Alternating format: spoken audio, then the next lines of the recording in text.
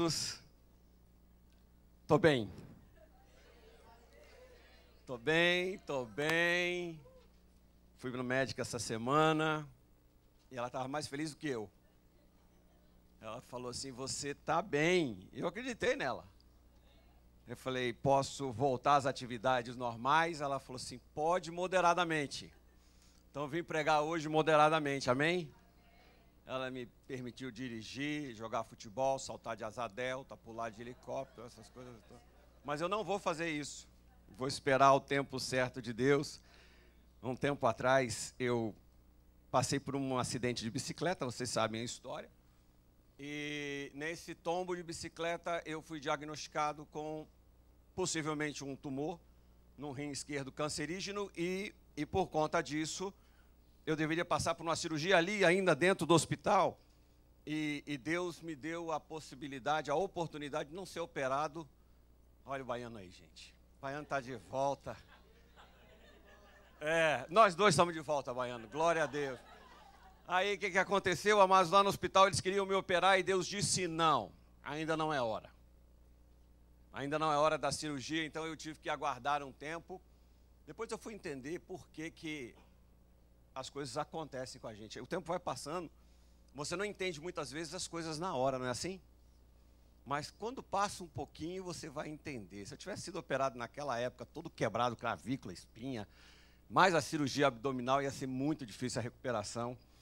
E Deus então esperou o momento certo para poder... Tem que passar, né? O momento certo para eu poder ser operado. E aí começou uma coisa assim bastante interessante na minha vida, que foi uma sucessão de fatos resistidos para eu fazer essa cirurgia. Às vezes eu achava um médico, o médico falava assim, não tem condições de operar você. Para eu te operar, eu tenho que tirar o rim fora e é uma cicatriz que vai daqui até aqui. Eu falei, eu não gosto dessa cicatriz. Eu não quero fazer essa cirurgia. Mas naquela época eu vim aqui e fiz uma pregação chamada Passando pelo Raio-X de Deus. Quantos estavam aqui naquele dia? Se lembram dessa pregação? Se não, assista na internet, ela ainda está lá.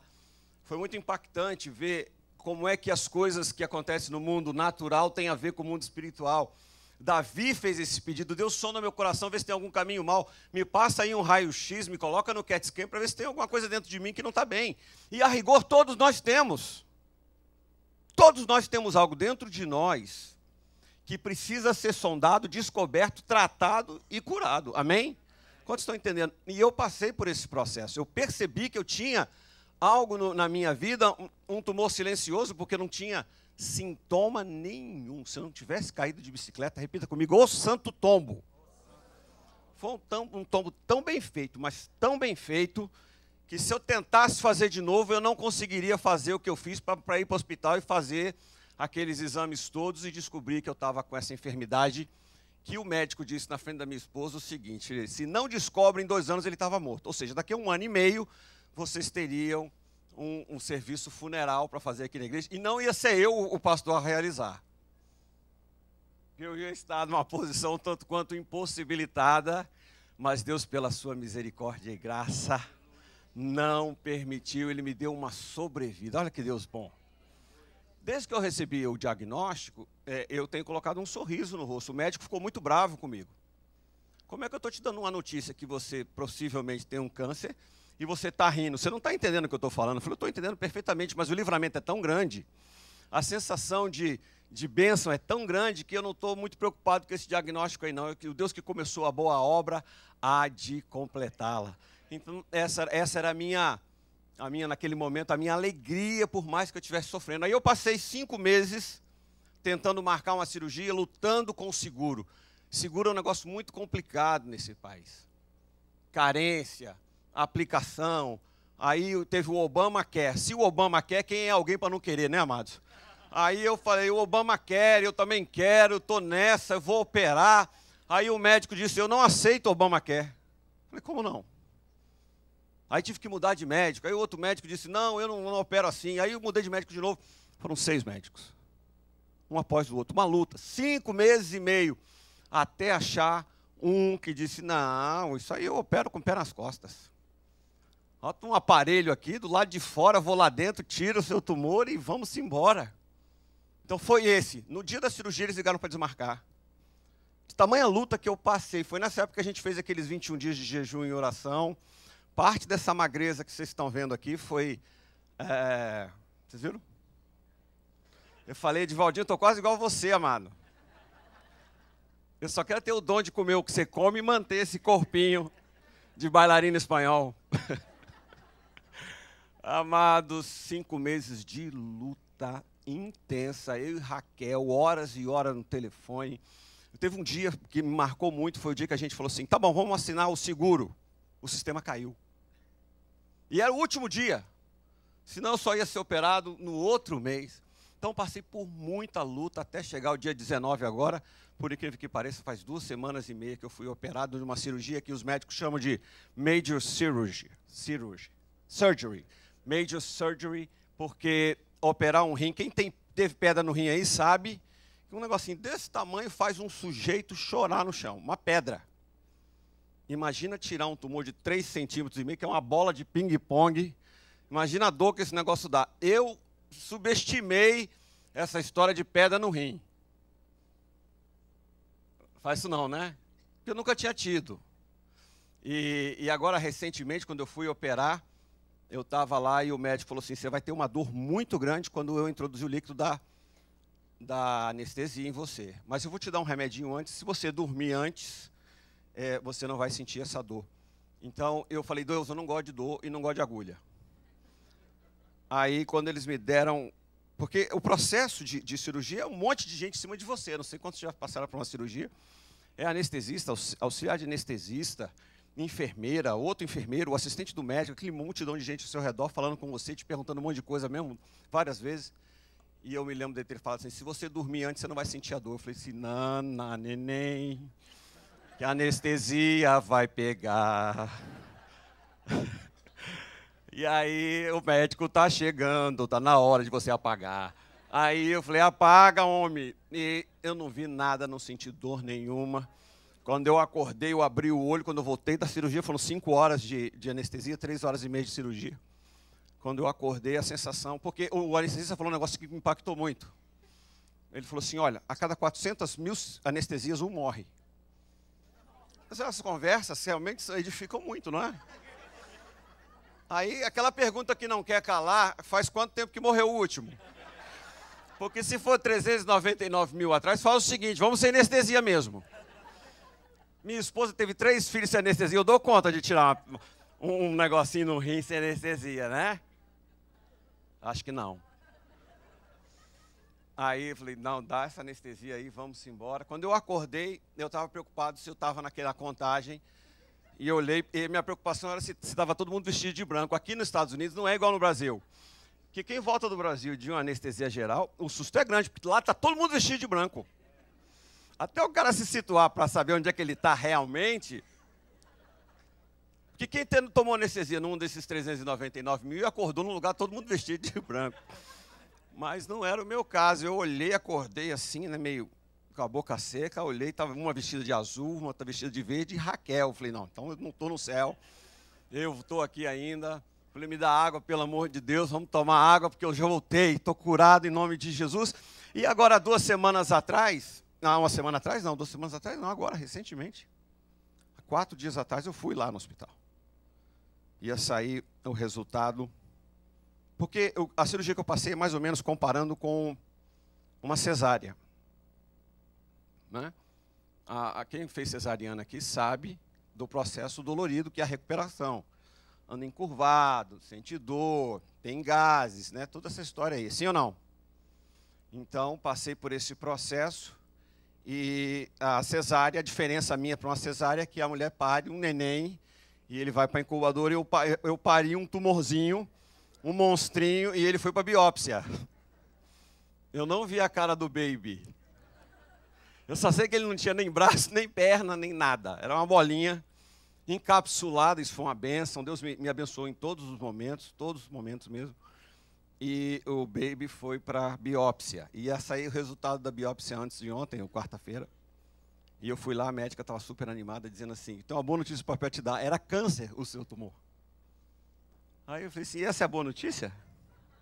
Boa notícia é se ele fosse benigno, né? Ela falou assim, não. ela é boa notícia de qualquer forma, porque você está 100% curado desse câncer. Não tem nenhuma, glória a Deus, não tem nenhuma célula cancerígena no seu corpo. A boa notícia é exatamente essa: se não tira, não é? Você possivelmente ia ter uma metástase.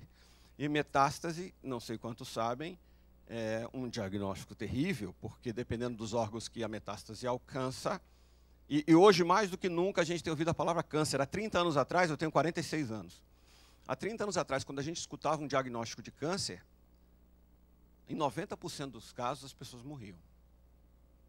Não tinha os recursos que hoje a gente sabe que a medicina tem, tanto é que um caso como o meu, dificilmente naquela época eles teriam sucesso.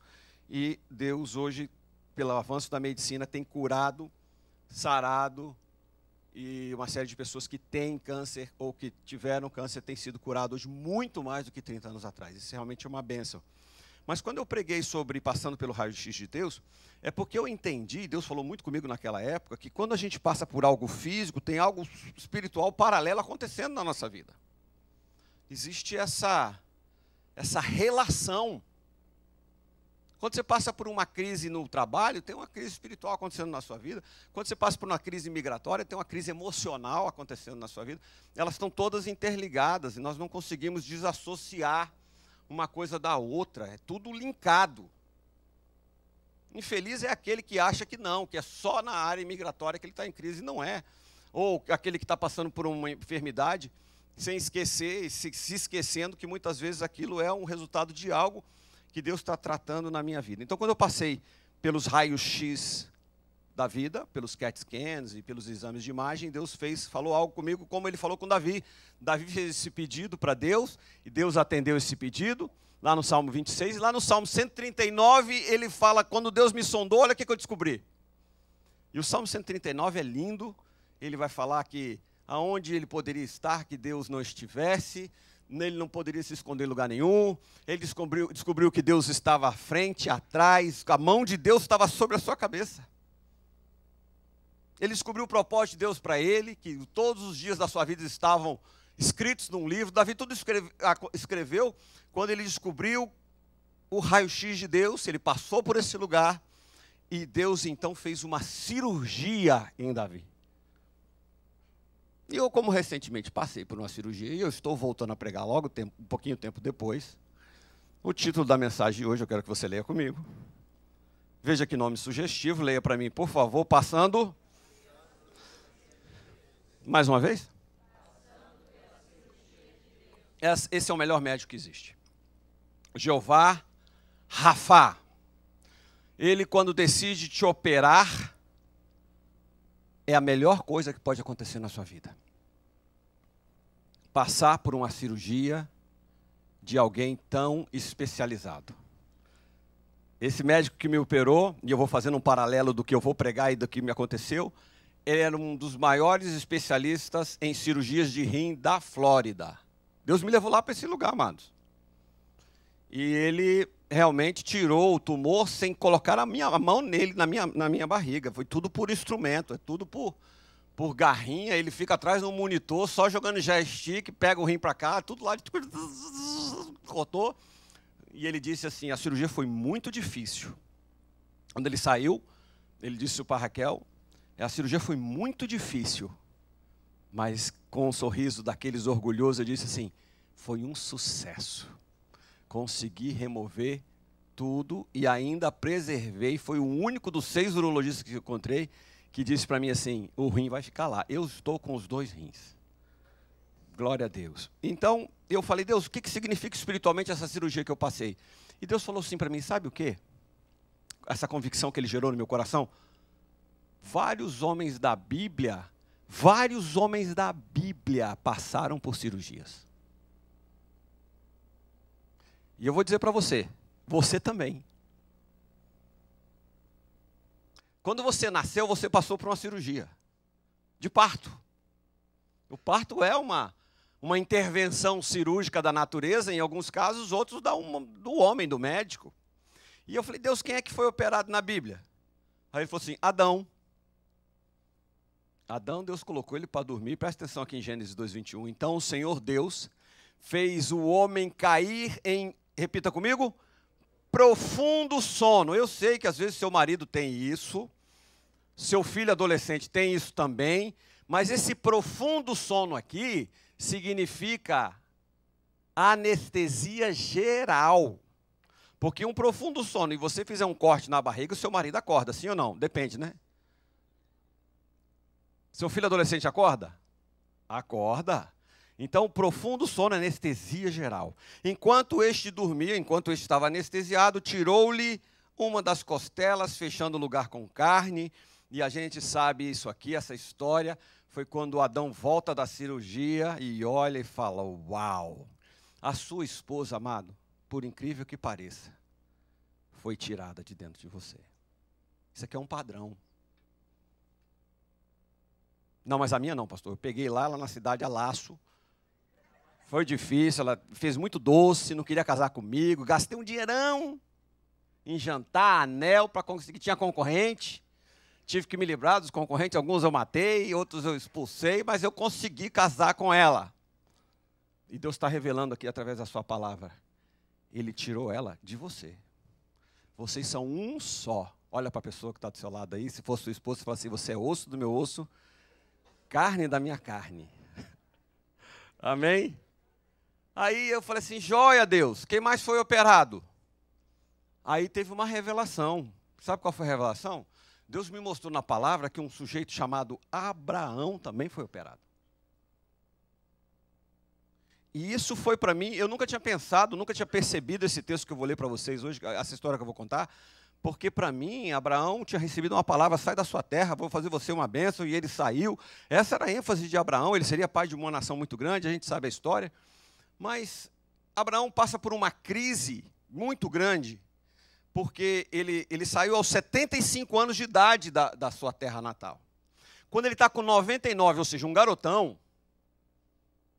ele entra numa crise e fala assim, Deus, eu não tenho nem filho, minhas propriedades todas vão ficar para um servo, eu não tenho filho, a sua promessa não vai se cumprir.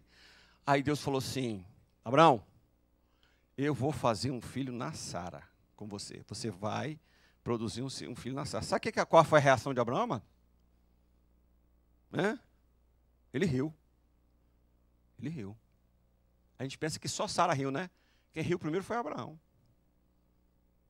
A Sara riu também. E se a gente tivesse lá com 99 anos de idade, sem Viagra, a gente ia rir também. Porque ela... chorar com certeza. Aí, amados, quando você tem 99 anos de idade, você está um pouco cansado. Testosterona já está a nível quase zero. Ele olhava para a Sara, ele riu porque ele falou o seguinte, Senhor, eu já estou mais para lá do que para cá. Quando eu casei com a Sara, ela era uma uva. Mas hoje, Senhor, pensa numa fruta. Uma irmã está falando uva passa, maracujá, abacaxi, qualquer um dessas aí, era a Sara. Já para lá também dos 80, 90, a irmã já estava muito desgastada, já não tinha seu período. Então, aí sabe o que acontece, queridos? Naquele momento, Deus falou assim, olha só, Abraão, naquele momento de crise de Abraão, Deus falou com ele assim, faz o seguinte, prepara um holocausto aí para mim. Faz um sacrifício, me adora, que você vai ver o que eu vou fazer com você. Aí Abraão faz, pega lá os animaizinhos, corta. Aí, olha só o que acontece, queridos. Veja aí comigo, Gênesis 15, versículo 12. Ao pôr do sol, Abraão foi tomado de... a mesma expressão de Adão. A mesma expressão. Lá você disse que era uma anestesia geral. Abraão anestesiado aqui. E eis que vieram sobre ele trevas densas e apavorantes. Você sabe de onde eu tirei essa tese de que houve uma cirurgia aqui? Porque não só por causa da mesma expressão de Adão, que estava anestesiado, mas porque depois disso aqui aconteceu uma coisa estranha. Presta atenção. Abraão estava com 99, a Sara já tinha passado de Bagdá, já uns 200 mil camelos, e ela está lá naquele momento, Abraão, aí, esse aqui é o versículo capítulo 15, do versículo 12, está certo? Olha só o que vai acontecer com Abraão. Ele é revestido do espinafre do papai e pega a irmã Agar. Errou o alvo. Acho que a Sara riu mais do que ele. E ele, então, depois dessa cirurgia, pegou uma irmã novinha. Deus falou assim, não. Não era ela. Era outra. Mas ele está o quê? Operado. Né? Fortalecido por essa cirurgia, castiga a irmã Sara também. E aí nasce Isaac. Está certo ou não? Agora você vai ver a maior prova da cirurgia. Estão eles passeando, indo para um lugar para o outro. E aí eles passam dentro de um terreno de um rei chamado Abimeleque. Quantos anos tinha Sara, amados? Quase 100, né? O cara ficou apaixonado por uma mulher de quase 100 anos. O que aconteceu? Que botox foi esse que o Senhor colocou nela? Que cirurgia plástica, lipoaspiração, o que aconteceu com essa irmã? Porque ele achou ela linda. Passou pela cirurgia também, de rejuvenescimento. Estavam os dois revigorados. E eu percebo que com isso, amados, que Deus muitas vezes vai precisar fazer isso com a gente. Porque nas nossas lutas e dificuldades, eventualmente, a gente se sente impotente, desqualificado. A gente se sente como Abraão, a gente ri da situação para não chorar. E a rigor, Deus está falando com você e comigo assim, eu tenho um plano para a sua vida. Muito embora esse plano seja enorme, grande, você às vezes não creia, porque os meus planos são muito grandes e muito maiores do que os seus. Eu vou precisar operar você. Você vai precisar passar por essa cirurgia. Adão precisou, para que o propósito de Deus se cumprisse. A gente viu que Abraão também passou por essa situação. Quantos outros homens passaram por cirurgia? Deixa eu ir lá para o Novo Testamento, o apóstolo Paulo. Quando cai, fica cego. Primeira coisa que tem que acontecer com ele é remoção de catarata, cirurgia. Então, queridos, as histórias desses homens da Bíblia, Adão, Abraão, Isaac, Jacó, José, é a sua história, é a minha história. O apóstolo Paulo, quantos de nós andávamos cegos, sem enxergar um palmo diante do nariz? E Deus abriu a nossa visão. E é isso que Ele quer fazer comigo e com você.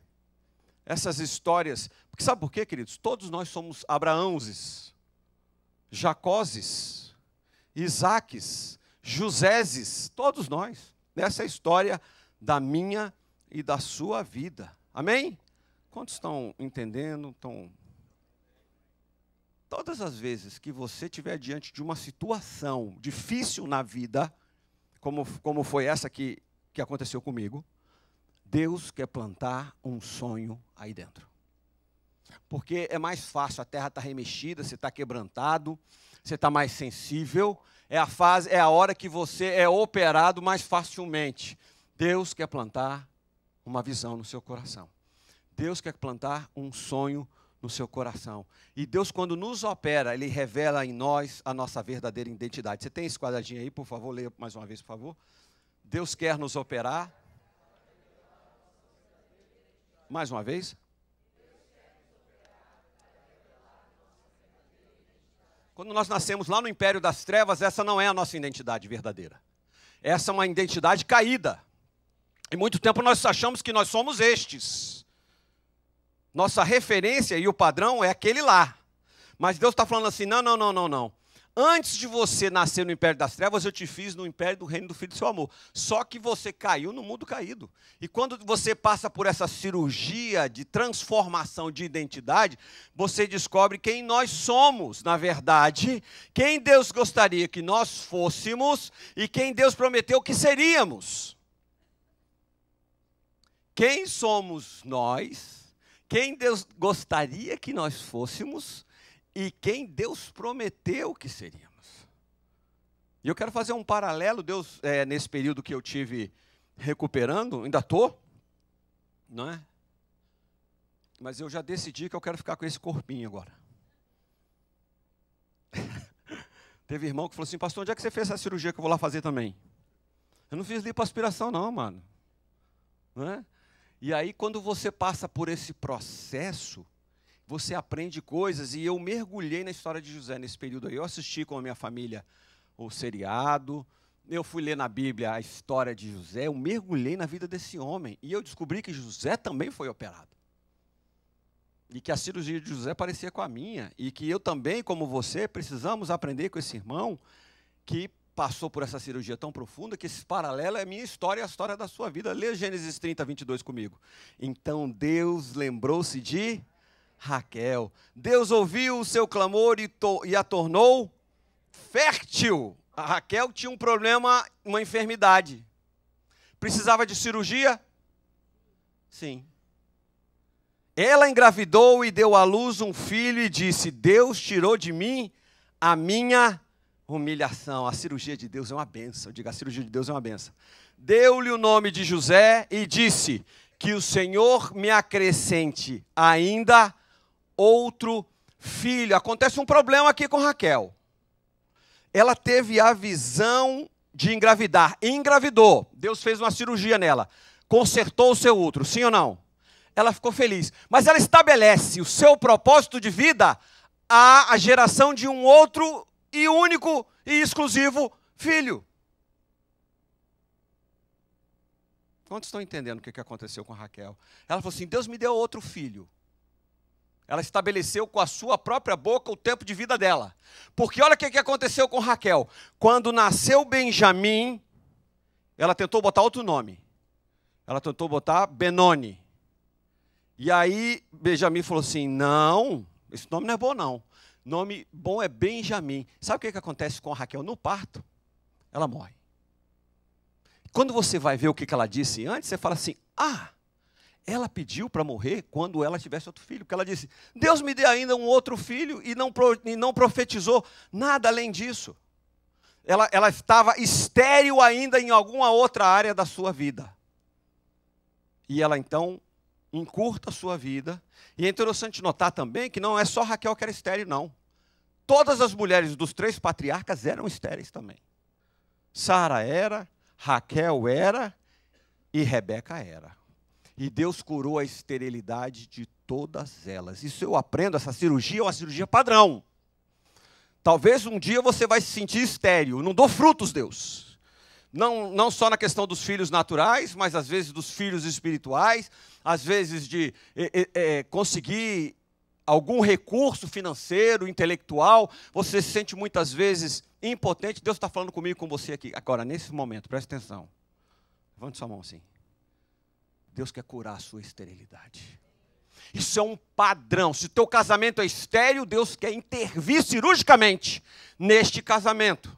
Se tua vida financeira é estéril, Deus quer fazer uma cirurgia aí. Amém? Quantos gostam dessa cirurgia?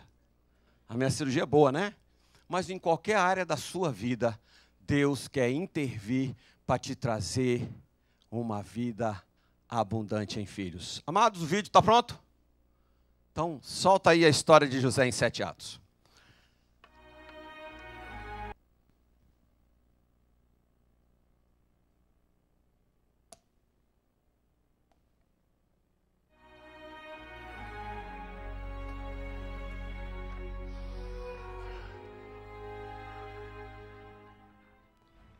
Essa túnica é para você, José.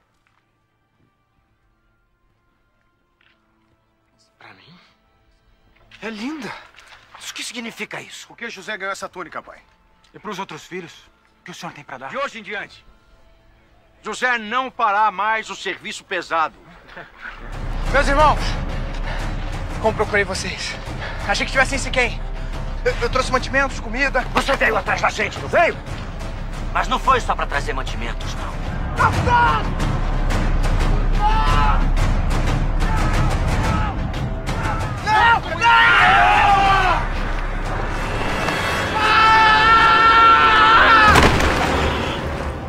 20 ciclos de prata, conferiu? Está certo. Eu acho. Então, adeus. Obrigado pelo ótimo negócio. Obrigado a você, desde que você leve esse infeliz pra bem longe daqui. Leva pra frente. Você agora vai aprender, seu escravo. Toma! Toma! Toma! Sai pra cá! Eu tenho te observado, José. Você é um rapaz muito inteligente, completamente diferente dos outros escravos. Foi você que escreveu isso? Foi sim, senhor. Aqui no Egito, somente o faraó, os sacerdotes e os escribas dominam essa arte. E, por favor, peça a Mitre que aperfeiçoe sua escrita. Com licença. Espera. Não vá ainda. Por favor, senhora, é melhor que eu saia. Me perdoa por ontem, por invadir o seu quarto no meio da noite. Mas eu não tenho culpa pelo que eu sinto. Não se afaste de mim por eu desejar tanto você. Não parece uma prisão. Não me preocupo mais com nada por aqui, senhor. Entreguei tudo nas mãos do hebreu, seu antigo escravo. José mudou tudo por aqui, senhor. Transformou uma prisão imunda em um espaço limpo e organizado, do jeito que deve ser. Se ainda tiver um tempo de sobra, não gostaria de aproveitar para ver a pedreira? Precisa ver o que José também fez por lá. Tive 2 sonhos, mas não há quem os interprete. O sonho do rei é um só. Deus revelou ao soberano o que há de fazer. As 7 vacas boas representam 7 anos de prosperidade. Assim como as 7 espigas formosas. Da mesma forma, as 7 vacas magras e feias e as 7 espigas mirradas e ressequidas pelo vento oriental serão 7 anos de fome. Seu Deus te fez saber todas essas coisas. Não há ninguém com tanto discernimento e tão sábio como você, rapaz. A partir de agora, entrego a administração de minha casa em tuas mãos. As tuas palavras obedecerá a todo o meu povo. Somente no trono serei maior que você.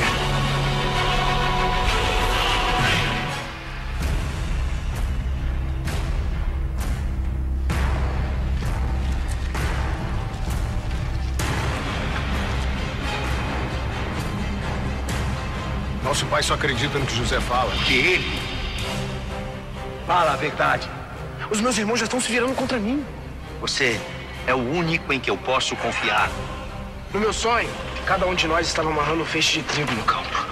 De repente, o meu se levantou e ficou em pé. E o feixe que vocês seguravam se juntaram ao redor do meu e se curvaram diante dele. Por acaso acha que vai reinar sobre nós? Que vai nos governar? Seus irmãos vão ter que aprender a respeitá-lo. José tem que morrer! Soltem! Soltem! Não! Não sai! Não sai! Não! Não! Adeus, José! Não! Não!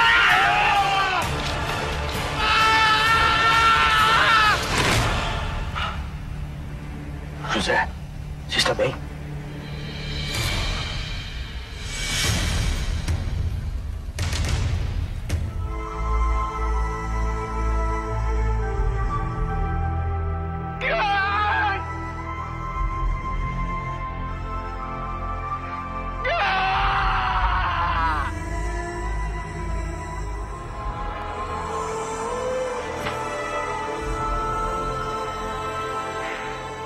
Sou eu! José!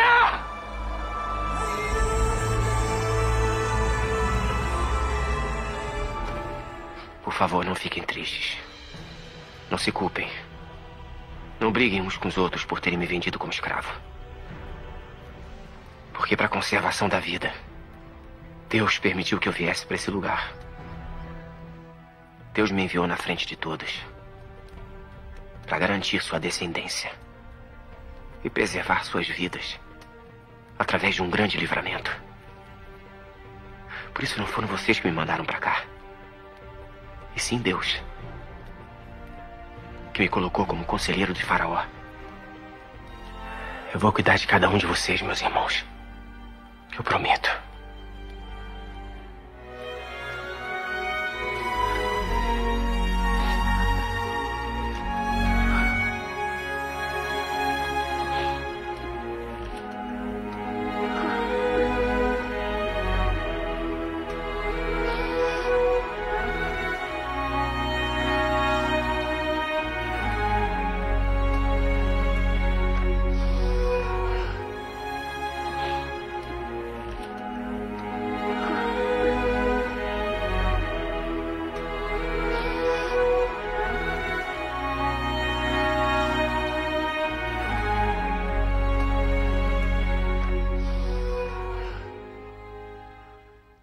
Coloque a sua mão sobre este boletim, essa porção da palavra de Deus, essa história que é a minha história, a sua história. E ore comigo, Senhor Jesus, essa é a minha história. Não é somente a história de José. Usa, Senhor, esse exemplo para extrair de mim qualquer coisa que esteja impedindo de viver a minha verdadeira identidade. Em nome de Jesus. Respire bem fundo. Fala, pega na mão da pessoa que está do seu lado e fala assim, vamos embora. Vamos lá. Eu quero trabalhar paralelamente a minha história, a história de José, a sua história, a nossa história, portanto, em 7 atos. E o primeiro ato da história de José é a sua família. E eu aproveito aqui para te lembrar a sua família. E eu faço questão que você lembre do seu pai, que você lembre da sua mãe, que você lembre lá do Brasil, de onde quer que você tenha vindo, como era o ambiente onde você foi criado. Faça esse exercício. Era um ambiente bom, era um ambiente saudável, era um ambiente de briga, era um ambiente de paz, era um ambiente de traição. Qual era o ambiente que era? Qual é o ambiente? Qual o ambiente que você cresceu? A família de José era uma família bem diferente, mas completamente parecida com a sua. Ele tinha 12 irmãos. Ele tinha algumas mães. E ele tinha um único pai. E logo que ele nasceu, sua mãe morreu. Logo depois que nasceu seu irmão mais novo. Sabe por que eu começo com a história de José pela sua família, e pela minha família, e pela sua família? Porque tudo começa aí. Tudo começa na família. A família é um ambiente inicial da sua vida. Lá onde você formou e hoje você está formando a sua família. Então existe uma importância. Como é que é o ambiente que está lá? Qual é o ambiente que você está sendo formado? Isso vai ficar para o resto da sua vida. Nossos maiores amores estão no seio da família, mas também os maiores ódios. A família é um instrumento de Deus na nossa vida, mas não raras vezes é um instrumento do diabo também. A família ela consegue traduzir um paradoxo de 2 polos. Ela é bipolar, a família. Lá nós encontramos um ambiente de acolhimento, de carinho, de crescimento, de provisão, de consolo. Mas é na família, não raras vezes, que somos esquecidos, rejeitados, feridos, abusados, traídos, esquecidos. Essa é a história da família de todos nós. Ela trouxe o bem e ela trouxe o mal. Ah, na minha família só trouxe o bem, pastor. Glória a Deus. Você é uma raríssima exceção. A grande maioria das famílias que eu conheço, elas trazem as duas coisas. No caso de José, o pai nitidamente preferia ele, por uma razão muito simples. Ele era apaixonado por Raquel, ele teve que engolir a Lia. A Lia foi imposta a ele, não é? E aí, quando ele tem esse relacionamento com os seus irmãos, que Jacó, o seu pai, preferia ele em detrimento dos outros, isso também parece com a história de todos nós em alguns momentos, quando tem outros irmãos. Uns são mais bem dotados, outros são mais inteligentes, e uns são mais carinhosos, e beijam o pai, e deitam com o pai, outros são mais secos. E aí, sem a gente perceber, a gente acaba fazendo uma predileção de filho. E é terrível isso. Isso causa consequências graves. No caso de José, tumores. E para ser específico, 12. Cada um dos irmãos era um tumor gerado em seu coração. E ele conviveu com isso. E essa história, amados, olha aqui em Gênesis 37:3. Ora, Israel, ou Jacó, gostava mais de José do que de qualquer outro filho, porque havia nascido em sua velhice. Por isso mandou fazer para ele uma túnica longa. Essa túnica é um diferencial, realmente. É um manto de autoridade. É um reconhecimento que o casamento dele com Raquel era verdadeiro e que os outros não. Agora, Jacó errou feio aqui, e eu posso dizer isso para você, quando a gente faz distinção entre pessoas. Não é só filho, não. Quando a gente trata alguém com mais dignidade do que outra. Por causa do título, por causa da posição social, por causa da condição econômica. Às vezes não é só no ambiente da família, não, em qualquer área da nossa vida, a gente passa a tratar com distinção certas pessoas em detrimento das outras. Mas você vai reparar uma coisa aqui comigo, preste atenção. Jacó trazia no seu DNA, e quando eu estava fazendo os exames por conta do câncer que eu desenvolvi, eles queriam saber se na minha família tinha câncer. Por quê? Porque câncer é uma doença genética. Na maioria dos casos, quem teve câncer no passado já nasce com células cancerígenas. E é uma luta. A rigor, todos nós temos estas células. Mas elas são contidas e elas não proliferam. Porque o organismo as combate. Quando o organismo começa a perder essa briga, as células cancerígenas se multiplicam e você desenvolve, então, essa enfermidade gravíssima que causa a morte. Você sabe onde é que estava o câncer em Jacó? O seu pai fez isso com ele. Então, quando José desenvolve este câncer, esse tumor emocional, estava no coração de Jacó o mesmo câncer, porque o pai dele, o tal do Isaac, gostava mais de Esaú. Então ele desenvolveu esse câncer. Se eu não curar o meu câncer, eu vou passar para a próxima geração. Eu preciso sair daqui curado hoje, em nome de Jesus. E ele hostilizava os outros irmãos. E ele era, assim, explícito. Então nós temos, Senhor, aqui uma lição, uma aula de como é que nós devemos nos relacionar no ambiente familiar. Cuidado, lá pode ser uma cultura de tumores malignos. Cuidado com a sua casa. Cuidado com o ambiente que você gera, com a sua família. Gênesis 37:4, você vai ver o tumor agora agindo. Presta atenção, olha o sintoma. Quando seus irmãos viram que o pai gostava mais dele do que qualquer outro filho, olha a ação do mal. Odiaram-no e não conseguiram falar com ele amigavelmente. Você já viu uma pessoa amargurada?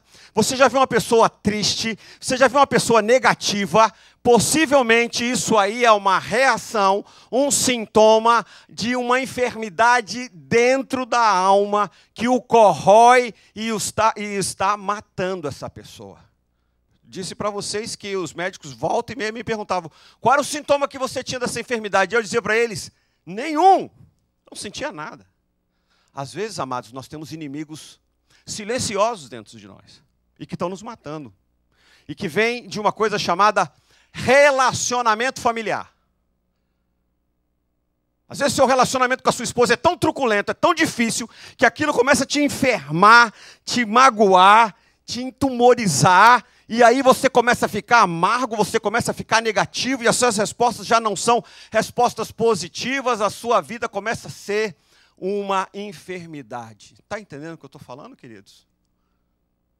E para complicar ainda mais, José começou com a história de sonhar. Padrão. Deus, quando vê a gente enfermo, num ambiente hostil, Ele planta um sonho no seu coração, dizendo assim, eu tenho poder para tirar você daí. Seu relacionamento com o seu marido está difícil, com a sua esposa está ruim, com o seu filho está complicado. Eu posso, Jeová Rafá dizendo, tirar você desse lugar. E aquilo vem para você como um remédio que tira a dor, como algo que cria um alento. Deus pode sim, Ele vai fazer, Ele quer tirar você daí. E Deus plantou um sonho no coração de José. José, eu vou fazer com que um dia esses irmãos que te hostilizam, esses seus irmãos que te maltratam, reconheçam que eu sou com você, patriarca de Israel. José deu uma levantada. Mas ele não teve sabedoria para lidar com os relacionamentos. E foi contar o sonho para os irmãos, para o pai. E eu tenho um quadradinho aqui, eu quero que você aprenda isso. Deus sempre planta um sonho como um sinal de que as coisas vão mudar. Diga aleluia. Leia esse versículo bem alto aí.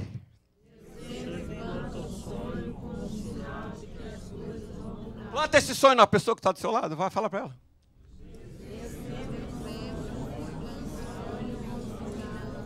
Você sabe por que Deus planta um sonho no seu coração, amados? Porque você nunca irá além dos seus sonhos. Quem perdeu a capacidade de sonhar, perdeu a capacidade de ser curado. Quando os médicos falaram assim, eu conheço alguns cirurgiões que têm nos Estados Unidos poucos a capacidade de tirar o tumor sem tirar um rim. Eu sonhei com esse cara. Aí estava meio longe, um morava em Utah e o outro morava não sei aonde.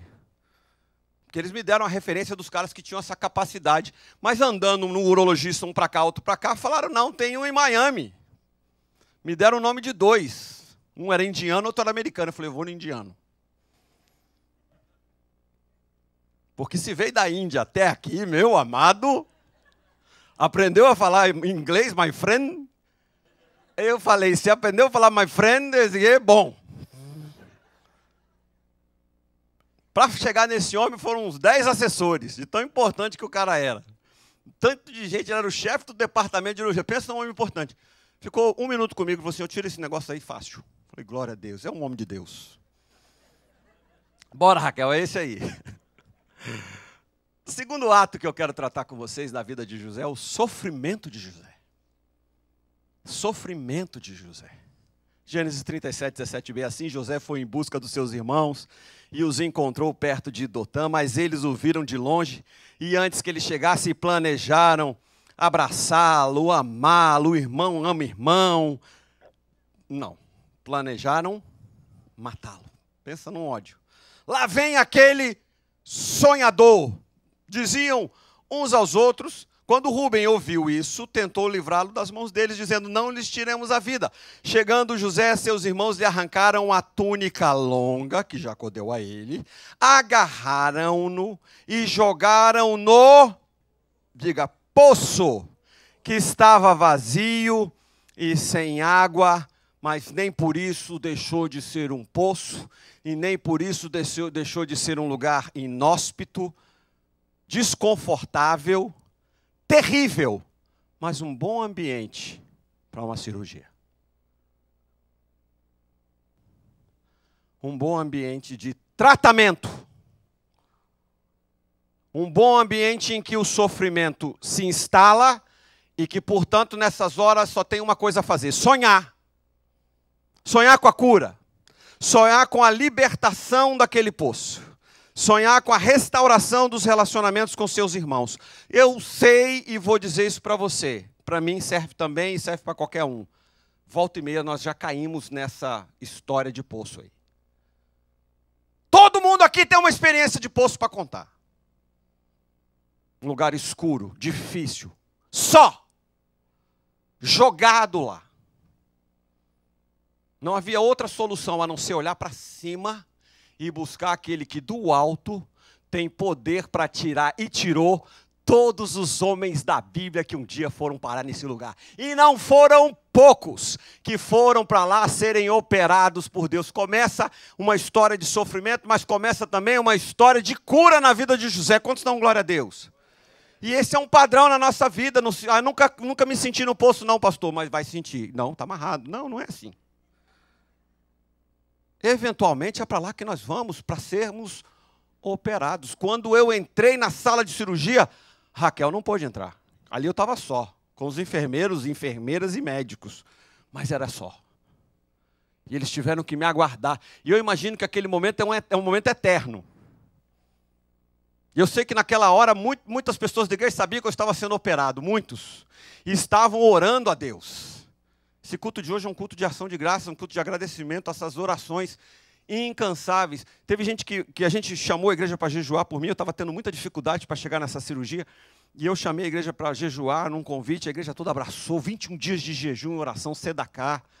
Meu agradecimento aos irmãos que jejuaram. Pastor, estou jejuando os 21 dias. Pastor, eu estendi, vou jejuar o mês inteiro por você.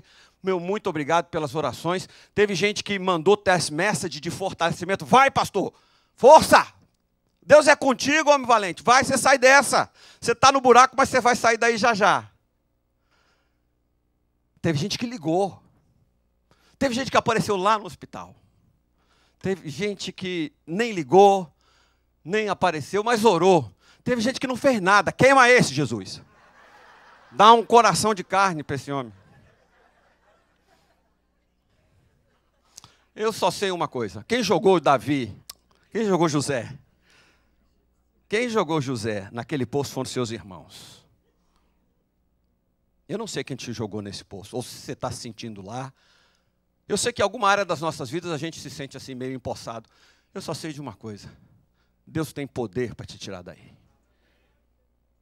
E o seu tempo de sofrimento acaba quando Deus interfere na sua história. Eu creio que quando José caiu naquele poço e ele foi orar, ele sendo um menino de oração, lá no céu é louvor, adoração o tempo todo não para.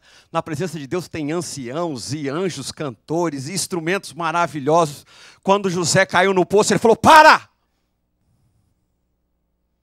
Deixa eu escutar o menino. Quê? Querem matar ele? Não. A decisão dos seus irmãos era matá-lo. E Deus decide lá do alto dos seus céus. Tire José do poço. E Ele fala isso para você hoje nessa manhã. Ele está te tirando do poço. Amém? Seu tempo de sofrimento acabou. Fala para a pessoa que está falando assim, esse tempo de sofrimento acabou. Terceiro ato da vida de José, amados, é a bênção de Deus. Aonde esse menino ia, as pessoas diziam, ele é abençoado. Aonde José estava, olha só, Gênesis 39:12, o Senhor estava com José. Agora você vai dizer esse versículo com o seu nome. O Senhor estava com o Rui. De modo que este prosperou e passou a morar na casa do seu senhor egípcio, o Potifar. Quando este percebeu que o Senhor estava com ele e que o fazia prosperar em tudo o que realizava. Davi pediu uma sondagem, Deus sondou, ele escreveu o Salmo 139 e ele disse, Deus, na sua sondagem eu percebi que a sua mão está adiante, a sua mão está por trás, a sua mão está pelo lado e a sua mão está sobre a minha cabeça. A mão do Senhor estava sobre a cabeça de José. Aonde José estava, a mão do Senhor estava sobre a cabeça dele. Isso é bênção. O conceito de bênção de Deus é a mão de Deus está sobre a sua cabeça. Se a mão de Deus estiver sobre a sua cabeça, você pode estar no fundo do poço, você é um homem abençoado. Queridos, o nosso maior sofrimento, a gente percebe a mão de Deus. Amém? Todo esse processo que eu passei, eu percebia a mão de Deus sobre mim. Não foi nenhuma nem duas vezes os médicos e as enfermeiras dizendo, uau, você descobriu um câncer num rim esquerdo de 3 centímetros caindo de bicicleta? Que coisa estranha. A mão do Senhor estava sobre mim. Mas a mão do Senhor não impediu o meu sofrimento. No nosso maior sofrimento, a mão de Deus está sobre a nossa cabeça, mas a mão de Deus sobre a nossa cabeça não impede o nosso maior sofrimento. Eu vou repetir. No nosso maior sofrimento, a mão de Deus está sobre a nossa cabeça. Mas a mão de Deus sobre a nossa cabeça não impede o nosso maior sofrimento. E aqui cabe uma pergunta, por quê? Porque Ele está operando, Ele está fazendo uma cirurgia em você. Não tem cirurgia sem recuperação.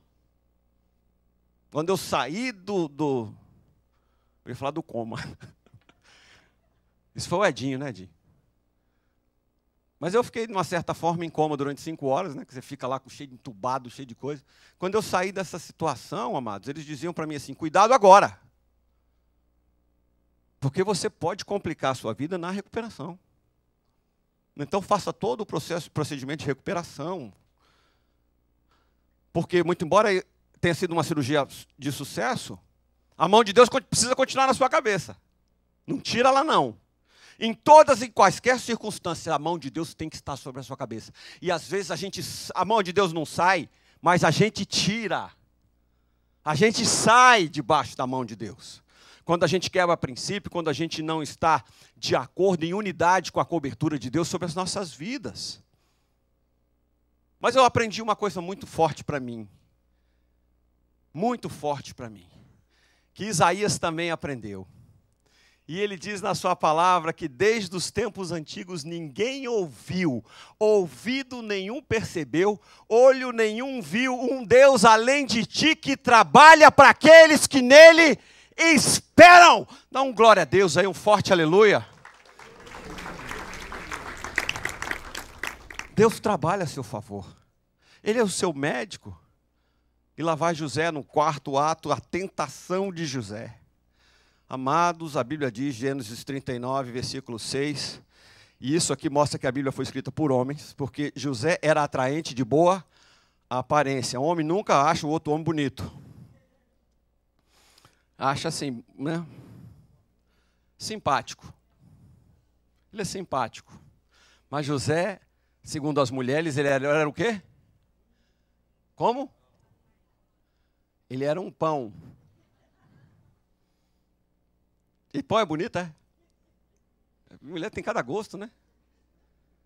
Lá na minha terra é um gato. O cara era bonito. Depois de um certo tempo, a mulher do seu senhor começou a cobiçá-lo e o convidou, venha se deitar comigo. Ela estava assim com problema de insônia. Porque a Bíblia é poética, amados, e eventualmente ela traz essa figura de linguagem. Na verdade, a proposta aqui era para adultério. A mulher do Potifar espichou os olhos para o José. Já não era nem mais José, agora já era Zé.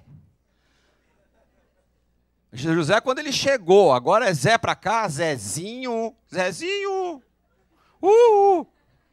Sai para lá, diaba. José só esquivando, amado. Só. Não. É a tentação, é a história de todos nós, sim ou não? Somos tentados em várias áreas, não é só na área física. Somos tentados na área emocional, somos tentados na área financeira, nós somos tentados na área imigratória. Tem sempre alguém com uma proposta. Todas as vezes que Deus planta um sonho, o diabo corre lá e planta um também. Imediatamente, eu aprendi isso com o joio e o trigo. Deus plantou a palavra do reino. O diabo, e isso era em forma de trigo. E o diabo correu lá e plantou o joio. Em todo lugar vai ter as duas sementes. Deus colocou um sonho no coração de José e o diabo tentou, de todas as formas, plantar um sonho, outro, um desfecho diferente na vida de José. Ele agora, como amante da esposa do Potifar, ele teria algumas vantagens, algumas regalias. E isso era uma tentação. Não era ir para a cama, ter uma relação com aquela mulher que o faria prosperar naquela situação. Era, a rigor, passar a ter uma condição, um status de amante.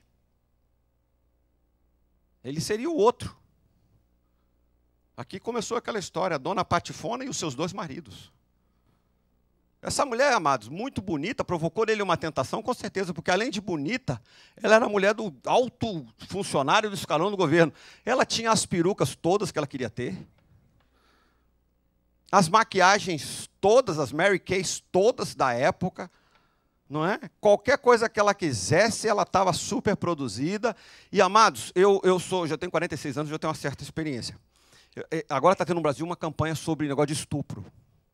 Assédio sexual, 99,99999 dos casos de estupro é homem estuprando mulher. A maioria são os homens assediando as mulheres. Aqui nós temos um caso raro de uma tarada assediando um homem. Sim ou não? Tem várias mulheres aqui, uma em cada 2, tem um caso de assédio de um homem. Mas aqui tem um monte de homem. Mas que eu pudesse falar assim, alguém aqui que já foi violentado por uma mulher ia ser difícil pra caramba. Raríssimo. Mas olha só o que José fez na tentação. E é possível. A gente acha sempre só que Jesus venceu todas as tentações. Mas José dá um show aqui para nós. E a gente quer ser igual a José. Nós somos Joséses. Amém?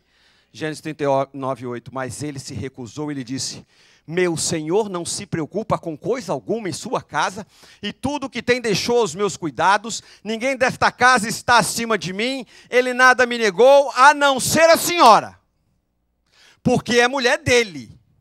Como poderia eu, então, cometer algo tão perverso e pecar contra Deus? Essa é uma resposta tríplice para uma tentação que é a história das nossas vidas. Se você, diante de uma tentação muito profunda, tiver uma única resposta, eventualmente você vai sucumbir. Você precisa aprender com José que em determinados momentos a gente tem que estar muito bem fundamentado, porque a tentação é um terreno escorregadio que muitas vezes vem para nos derrubar. Essa é a proposta da tentação. A tentação não vem só para te aprovar, não, ela vem para te detonar. E quantas vezes, amados, eu vejo gente de Deus, gente séria, gente ungido, sucumbindo, não resiste e cai em tentações. A tentação é a nossa vida diária, é a prática de vida. A verdadeira religião, muitas vezes, é passar por momentos de tentação e ser aprovado. Porque se José cai aqui, Deus ia levantar outro patriarca no lugar. Porque a história ia ser uma mancha terrível. Ia ter essa mancha terrível. Olha a tríplice resposta. A primeira coisa que ele fala: eu sou uma pessoa de total confiança do seu marido. Eu posso dizer isso de você? O seu chefe pode falar isso de você? A sua esposa pode falar isso de você? O seu discipulador pode falar isso de você? O seu líder de ministério pode falar isso de você? Ele é de total confiança. Eu coloco a minha mão no fogo por ele. Você é de confiança, amados? Ou você dá uma traidinha de vez em quando ninguém está olhando? José era de total confiança do Potifar. Essa foi a primeira resposta e o fundamento. A segunda, ele fez um pedido para mim: não toque na minha mulher. Para ser de confiança, você vai ter limites sobre a área de atuação. E o faraó, e o Potifar deu esse limite para ele, e ele era fiel a este comando. Ele me pediu para que não tocasse na senhora. Eu sou de confiança, primeira coisa. Segunda coisa, não é para tocar na senhora. E a terceira coisa, e mais importante: como posso pecar contra Deus? Como é que eu posso pecar contra Deus? Sabe o que eu aprendo aqui? Que o pecado machuca mais de uma pessoa. O pecado sempre machuca mais de um. Se a gente tivesse consciência disso, a gente pecava menos. Porque a gente fala assim: a vida é minha, eu faço o que eu quiser. Não é não. É não. Quando você peca, você machuca alguém. A segunda coisa, nosso pecado é sempre uma invasão de um limite. A vida cristã vai te colocar parâmetros do que deve fazer, do que não deve fazer. E quando eu invado o território do outro, isso é pecado. E quando eu peco, eu estou invadindo. Presta atenção no que eu vou te dizer. Deus colocou limites. Colocou limite para Adão, colocou limite para mim, colocou limite para você. E tudo que está dentro do meu limite é legítimo. Mas tudo que está fora desse limite não é legítimo. A vida me ensina que algumas coisas são legítimas e outras não. Repare a fronteira. Onde é que você anda? Onde é que você pode ir? O que está dentro da nossa fronteira é legítimo, mas o que está fora dessa fronteira não é permitido. E todas as vezes que você ultrapassar esse limite... Joséses, vocês estão aqui ainda? Quinta coisa, a ascensão de José. Fala, glória a Deus. José volta a sofrer por causa dessa posição, mas era uma ascensão. Primeiro poço foi para baixo, segundo poço foi para baixo, mas eu já começo a desconfiar que esse poço, segundo poço agora, essa masmorra, sabe quanto tempo durava uma pessoa na masmorra de qualquer uma delas, por causa da umidade? 2 anos. José passou mais de 10 nesse lugar. Só que o padeiro e o copeiro esqueceram, e lá foram 2. Ele prosperou, amados, dentro da cadeia. Não só no aspecto de se tornar o assessor do carcereiro, mas também de não ter morrido por uma enfermidade muito comum naquela época. Fungos de dentro da cadeia matavam as pessoas rapidamente. Aquilo era uma sentença de morte para José. A gente acha que ele foi só para a cadeia para ficar preso lá e sair um dia quando Deus quisesse. Não, não. Aquilo era uma sentença de morte. E lá vai ele de novo para a masmorra, Mas presta atenção em Gênesis 39, 20, quando mandou buscar José e lançou na prisão, em que eram postos os prisioneiros do rei, José ficou na prisão, mas o Senhor estava com ele, de novo essa história, e o tratou com bondade, diga, a mão de Deus estava sobre José, concedendo-lhe simpatia do carcereiro. O carcereiro não se preocupava com nada nada do que estava a cargo de José, porque, amados, leia comigo, o Senhor estava com José e lhe concedia bom êxito em tudo o que realizava. José era um sonhador. E ele estava lá agora, o assessor-chefe do carcereiro do rei.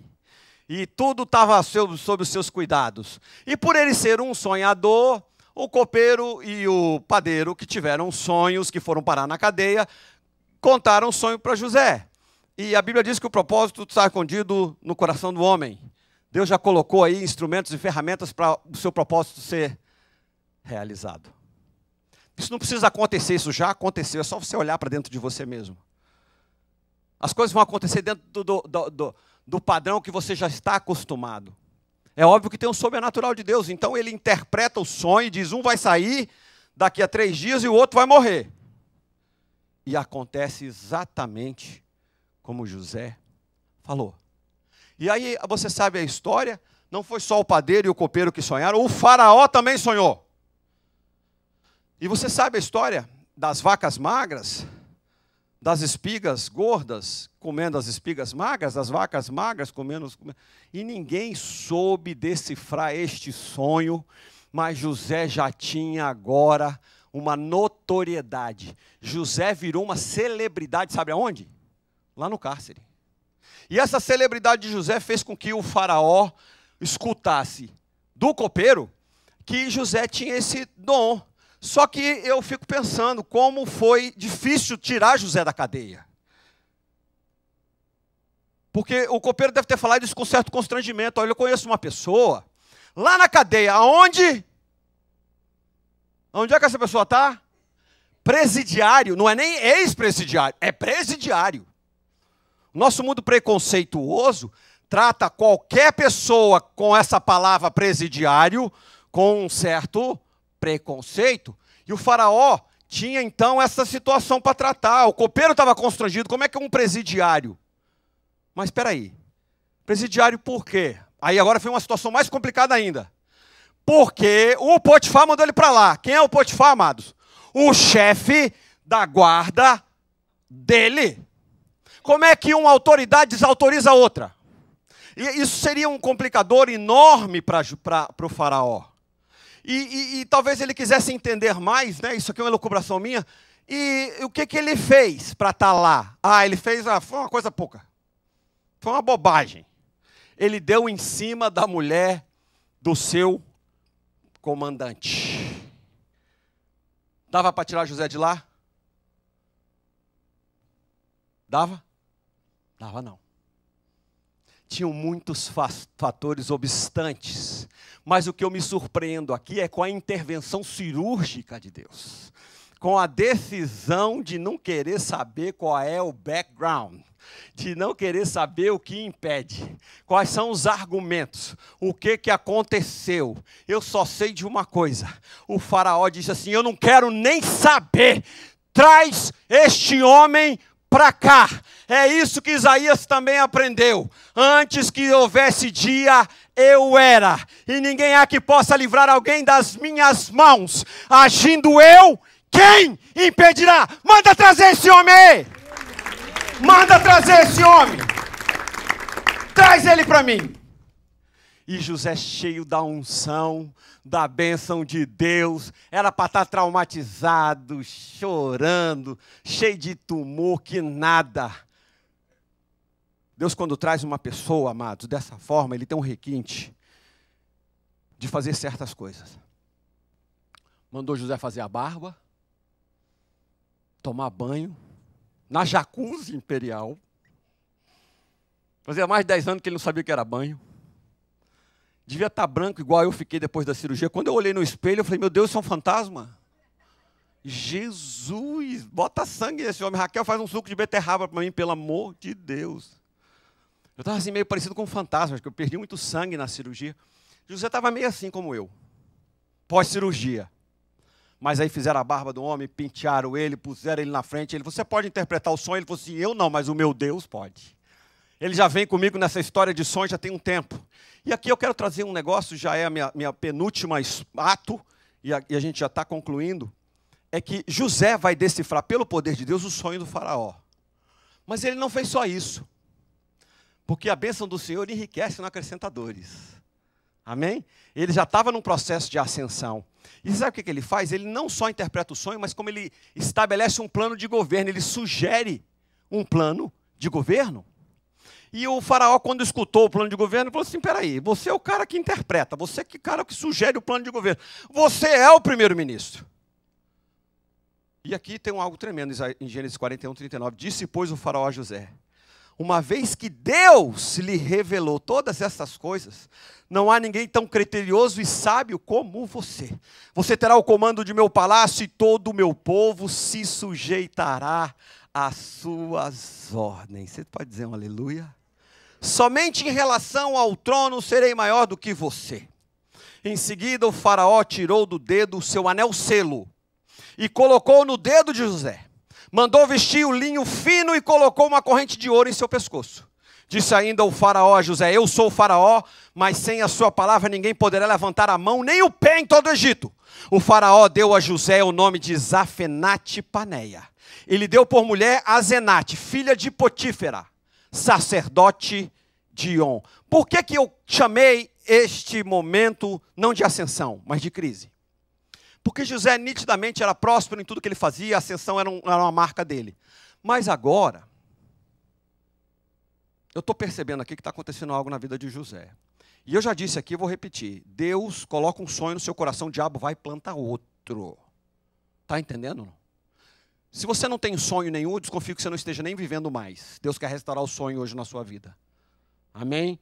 Um sonho de te tirar de onde você está. Porque às vezes eu escuto assim, pastor, eu já desisti. Já desisti do meu marido, eu já desisti de ser cidadão aqui nesse país, eu já desisti de aprender inglês, eu já desisti. Não desista não, amados. Isso não é José.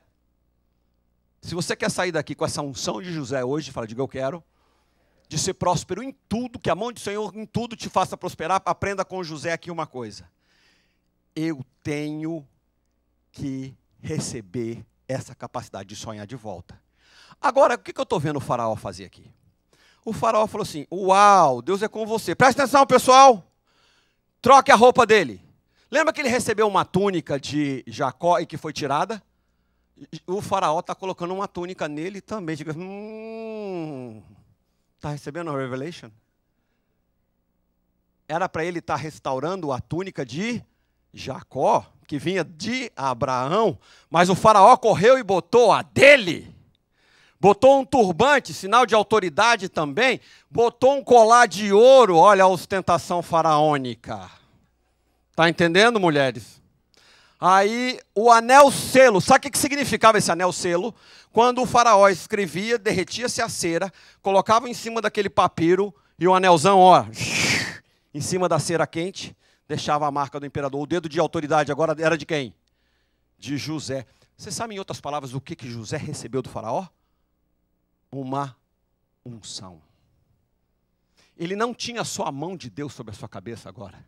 Ele tinha também sobre a sua cabeça a mão do faraó. Não sei quantos já leram a Bíblia e percebe que esse faraó aqui é bonzinho. Mas a rigor todo faraó e o Egito significa o mundo, o império das trevas. Por isso que eu chamei esse momento de crise. Porque agora José tinha duas mãos sobre a sua cabeça. E ele se tornou uma pessoa extremamente poderosa. E Faraó pegou ele, botou num carro e botou ele para desfilar sobre o Egito. E eles diziam, grande é Zafenate-Paneia. Cadê o nome do Zé? Desapareceu, o nome dele agora era egípcio. A roupa dele era egípcia. A mulher dele era egípcia, Zafenate, filha de um sacerdote. Ou seja, o faraó estava querendo pegar José. Para levar ele para o Egito. Para deixar ele com essa identidade. José agora tinha duas identidades. Os seus filhos eram egípcios. Tudo em José era egípcio. E como é que uma pessoa com duas matrizes de identidade vive? Diga, em crise. É uma mente dividida. Ele não sabia se ele agia como Zafenate Paneia ou se ele agia como o Zezinho, filho de Jacó. Gênesis 41, 50, você vai ver agora a crise instaurada em José.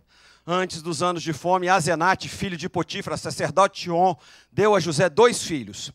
Preste atenção. Ao primeiro, José deu o nome de Manassés, dizendo: Deus me fez esquecer todo o meu sofrimento e toda a casa de meu pai. Sabe como é o nome disso, queridos e amados? Crise. Deus me fez esquecer todo o meu sofrimento e a casa do meu pai. Se isso fosse verdade, realidade na sua vida, o nome do filho era outro. Quantos estão entendendo? Será que de fato ele esqueceu todo o sofrimento da casa do seu pai? Obviamente que não. Porque o filho é uma alusão exatamente àquilo que ele estava vivendo.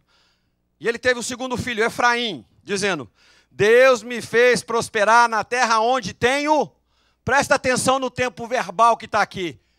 Participo passado. Tenho sofrido. Isso significa que eu comecei a sofrer e não acabou o sofrimento ainda. Ele estava revestido do faraó de cima e embaixo, mas continuava pensando naqueles 12 tumores malignos. Isso aqui é metástase. É um câncer generalizado. Sabe o que acontece, amados? Na crise, se a gente não passar por ela e for aprovado, a gente perde a nossa identidade. E quantos cristãos que você conhece que já perderam a identidade? Eles andam feito um barata tonta. Toda barata é tonta, a rigor. Já viu barata voando, como é que é? O fato é que ele está sofrendo. Ele continua sofrendo. Isso significa, amados, que se você procurar uma prosperidade tremenda financeira, e que se você está achando que se você trocar de emprego, se você trocar de esposa, se você trocar de filho, se você trocar de país, que o seu sofrimento vai acabar, não vai. Se o sofrimento está instalado dentro de você, onde você for, você leva o sofrimento junto. E o nome do filho, você percebe que ele continua nessa crise. Ele tem uma prosperidade dupla. Ele é um patriarca dos hebreus, mas é uma autopatente dos egípcios. E o seu sofrimento revela a sua identidade. Presta atenção nisso. O seu sofrimento revela a sua identidade. Presta atenção nisso. Eu vou falar bem mais alto agora para você entender. O seu sofrimento revela a sua identidade. Se o teu casamento te faz sofrer, você é um sofredor. A sua identidade é sofredora.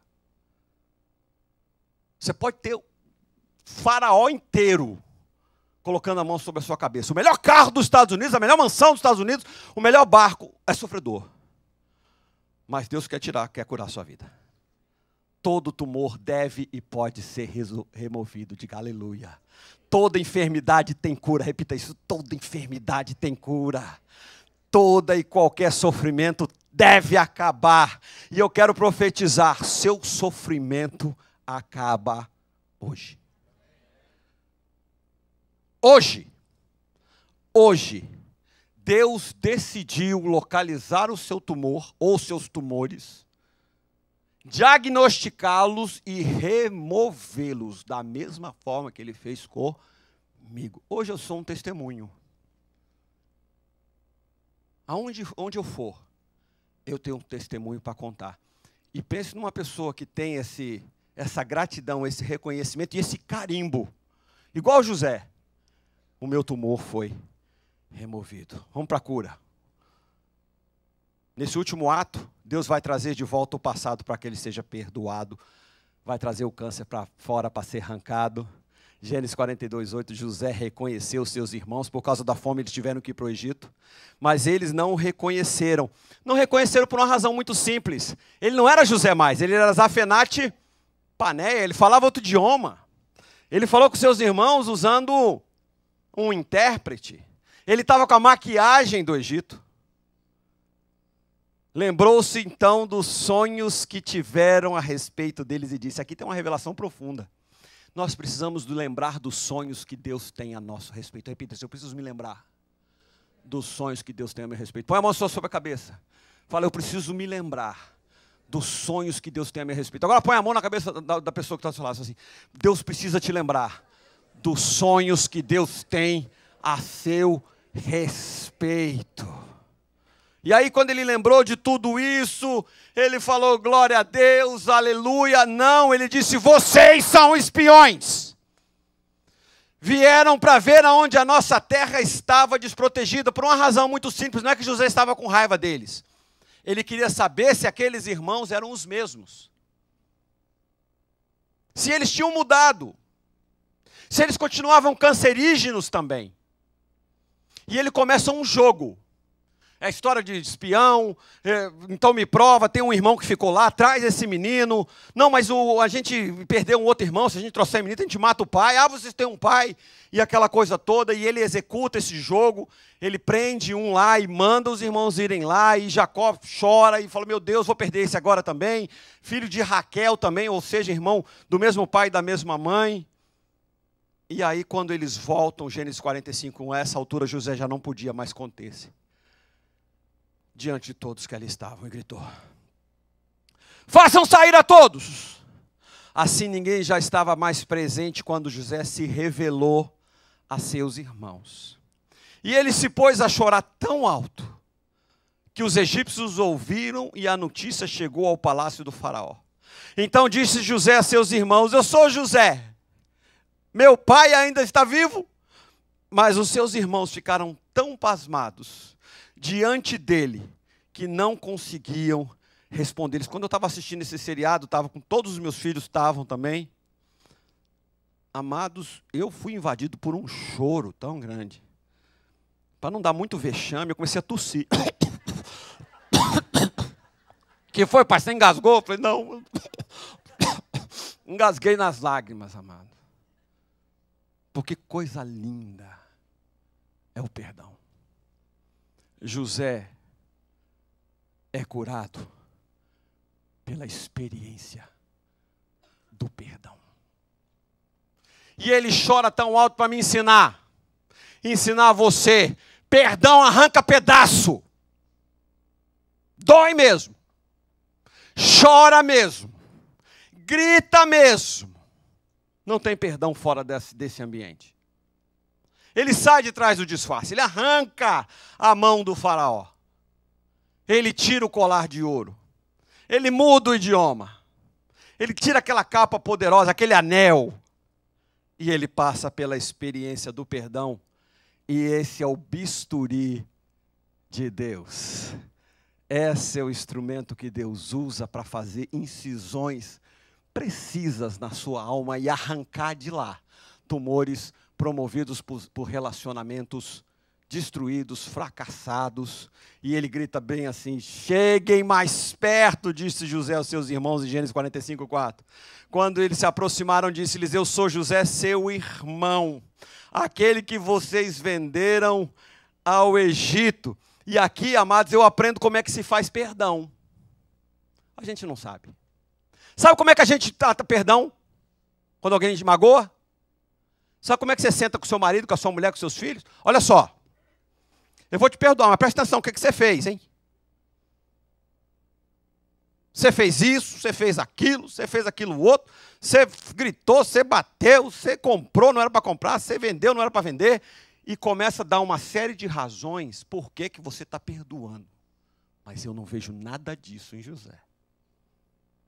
Eu vejo uma atitude de alguém que vai pedir perdão, ao invés de olhar para o problema dos outros, para os defeitos dos outros, ele fala assim, se aproximem. Então eu aprendo que o perdão de José e o perdão de Deus primeiro promove a aproximação. Tem conversa? Não. Mas a gente começa os nossos pedidos de perdão pela conversa. Segunda coisa, depois que ele fez isso, ele saiu beijando cada um dos seus irmãos. Aprenda a perdoar com José. No dia que você for fazer um tratamento de ferida na alma, aí, de relacionamento, primeiro faça assim, vem cá, amado. Vem cá. Eu te perdoo, você me perdoa, e dá um beijo na pessoa. Aí vai para a conversa. Já perdoado. Como é que a gente faz? A gente deixa para beijar no final. Depois que a gente já falou um monte de coisa, já lembrou um monte de coisa. E outra coisa que a gente faz muito quando a gente vai perdoar alguém. Olha, nunca mais faça isso, hein? Se você... Olha agora, olha só. Como é que eu começo a tratar as pessoas? Se você fizer de novo, eu não vou perdoar você, porque eu já te perdoei muito.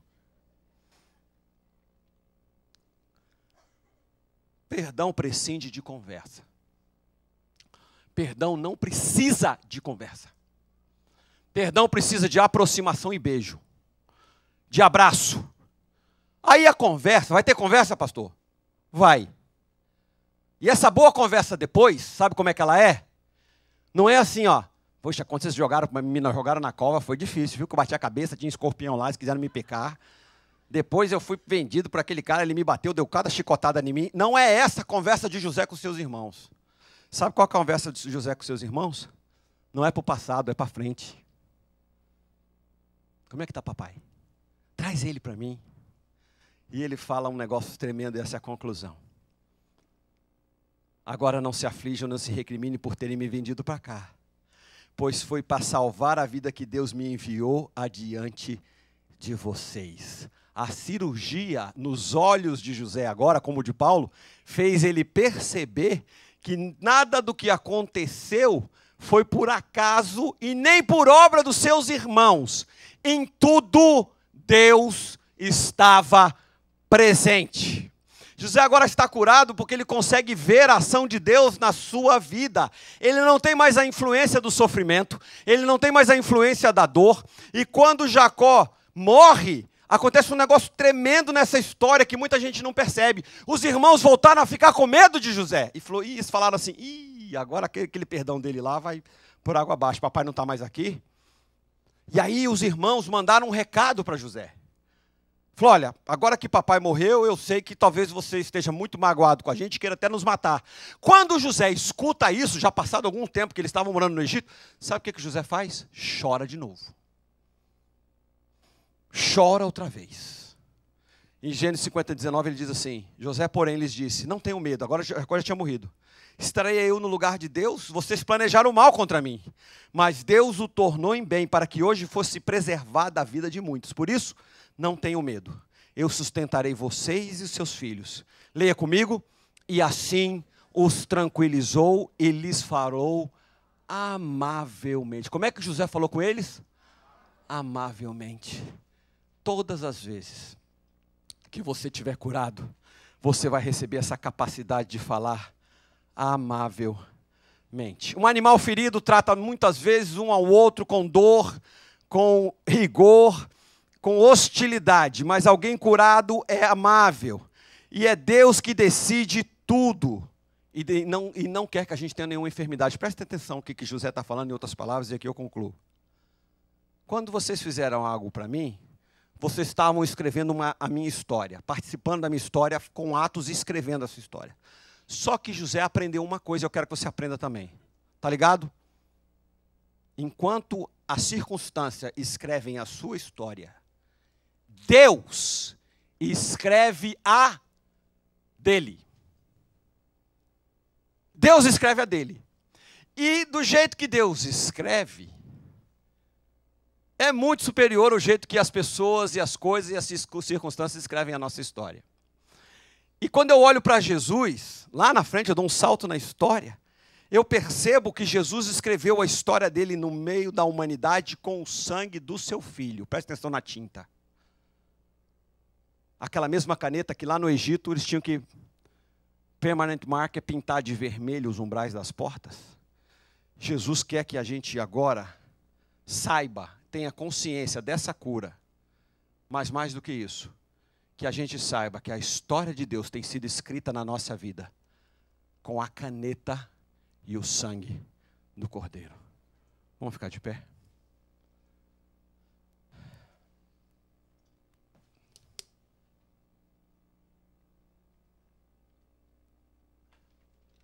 Eu quero fazer uma oração de cura hoje. Uma intervenção cirúrgica na sua vida. Quando eu falei de José, o Espírito Santo começou a falar de você.